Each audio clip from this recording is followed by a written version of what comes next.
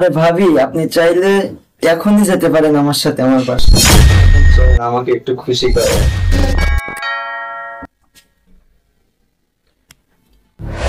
কে? ভাই, আপনার বন্ধু তো বাসায় নেই। আরে ভাবি, আমি তো জানি যে আমার বন্ধু বাসায় নেই, এজন্যই তো এখন এসেছি। তো ভাইয়া হঠাৎ আমাদের বাসায় কি মনে করে? আরে ভাবি, আপনাকে তো কোনো সময় কিছু দিতে পারিনি, তাই ভাবলাম যে আজকে একটা গিফট নিয়ে যাই ভাবির জন্য। আশা করি আপনার গিফটটা পছন্দ হবে। ডায়মন্ডের নেকলেস, দেখেন তো পছন্দ হয় কিনা। কি সত্যি এটা আমার জন্য? এত দামি গিফট আমার জন্য? আমি অনেক খুশি হয়েছি। Thank you so much. বলেন ভাবি, এটা কোনো দামি গিফট হলো? তো সামান্য একটা, এর থেকে দামি গিফট আপনার জন্য অপেক্ষা করছে। কি বলছেন ভাইয়া? এর চাইতে দামি সারপ্রাইজ আমার জন্য ওয়েট করছে?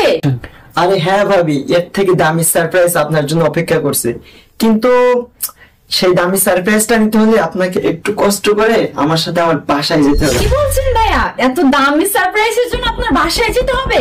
হ্যাঁ ভাবি, সারপ্রাইজটা অনেক বড় আর অনেক দামি, তো এজন্য আপনাকে আমার বাসায় যেতে হবে।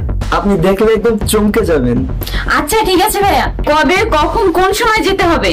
আরে ভাবি, আপনি চাইলে এখনই যেতে পারেন আমার সাথে আমার বাসায়। ঠিক আছে ভাইয়া, তাহলে এখনই চলেন। আচ্ছা ঠিক আছে, চলেন। আরে ভাবি, আসেন আসেন, এটা আমার বাসা। আরে ভাবি, আসেন আসেন, এখানে বসেন তো। ভাবি, সারপ্রাইজ তো দিব, কিন্তু আপনি যদি আমার কথাগুলো একটু শুনেন না, আপনাকে রেগুলারলি বড় বড় সারপ্রাইজ দিব। না না ভাই, এখন কিছু হবে না। আগে আমার জন্য যে সারপ্রাইজটা রেখেছেন ওটা দিন, তারপর আপনার সব কথা শুনবো। সত্যি বলছেন ভাবি? সব কথা শুনবেন? আচ্ছা হ্যাঁ, ঠিক হ্যাঁ। আছে, দাঁড়ান। এই যে আপনার সারপ্রাইজ। ওয়াও ভাইয়া, এগুলো সব আমার জন্য? ভাইয়া আমি না অনেক খুশি হয়েছি ভাইয়া।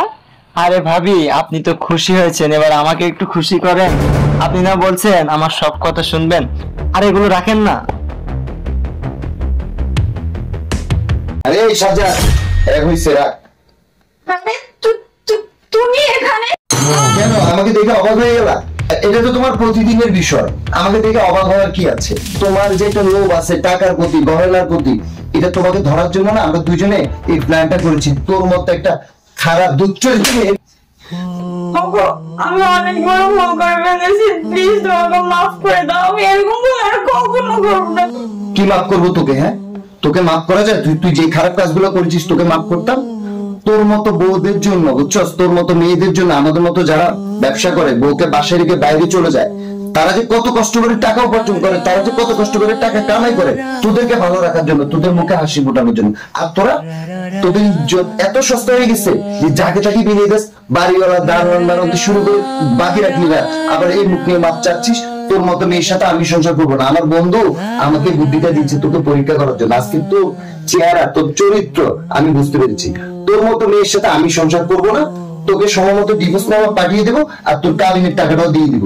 তুই নেক্সট টাইম আমার সাথে যোগাযোগ করার চেষ্টা করবি না। আর বন্ধু, তুই যে কাজটা করেছিস সেজন্য তোকে ধন্যবাদ। কি বলছি কথা বুঝছো? প্রিয় দর্শক, আমার মতো এরকম ভুল কেউ করবেন না। ঘরে জামাই রেখে বাইরে কখনোই পরকিয়া করবেন না, তাহলে শেষমেশ আমার মতনই দশাটা হবে।